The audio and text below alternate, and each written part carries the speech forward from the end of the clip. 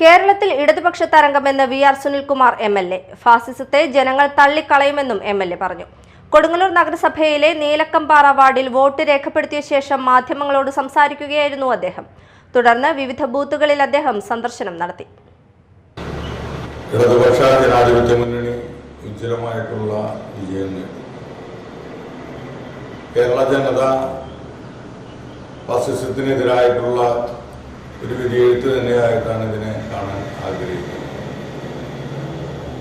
ഇന്ത്യയിലെ ഒട്ടുക്കും വർഗീയ ലഹളകളാൽ നമ്മുടെ രാജ്യം തന്നെ കലുഷിതമായിക്കൊണ്ടിരിക്കുന്നൊരു സാഹചര്യത്തിൽ ഈ കൊച്ചു കേരളത്തെ സഖാവ് പിണറായി വിജയന്റെ നേതൃത്വത്തിലുള്ള ആഭ്യന്തര വകുപ്പ് നെഞ്ചോട് ചേർത്ത് പിടിച്ചുകൊണ്ട് ജീവിക്കാനുള്ള അവകാശം പൂർണ്ണമായി സംരക്ഷിച്ചുകൊണ്ട്